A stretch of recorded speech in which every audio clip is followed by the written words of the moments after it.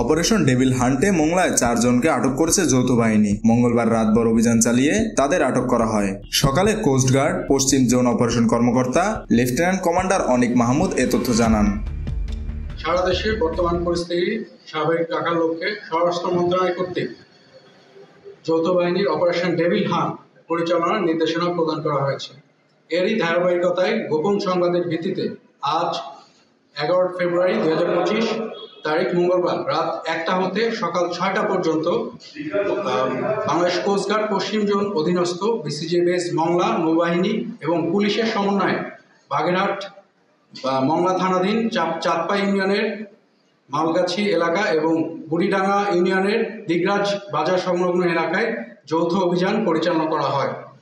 অভিযানে উক্ত এলাকা হতে সর্বমোট 4 জন আওয়ামী লীগ নেতাকর্মী মোহাম্মদ জাহাঙ্গীর হোসেন, মোহাম্মদ ডালিম, মোহাম্মদ শফিকুর রহমান, বিধানচন্দ্র রায়কে একটি 2 নলা বিদেশি বন্দুক, 15 রাউন্ড তাজা কার্তুজ সহ আটক করা হয়।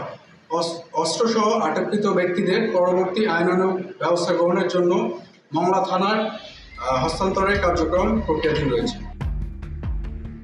অপরদিকে মঙ্গলবার রাতে মংলার কুমারখালী ও গোয়ালের মেট এলাকায় অভিযান চালিয়ে আওয়ামী লীগ নেতা রফিকুল ইসলাম এবং মোহাম্মদ সাইফুল শেখকে আটক করেছেন মংলা পুলিশ। মংলা থানা ভারপ্রাপ্ত কর্মকর্তা মোহাম্মদ আনিসুর রহমান বলেন, আটককৃতদের বিরুদ্ধে মামলা দায়েরের পর বাগেরহাট আদালতের মাধ্যমে জেল হাজতে পাঠানোর প্রস্তুতি চলছে। মেহেদী হাসান বাপ্পি, খুলনা গেজেট।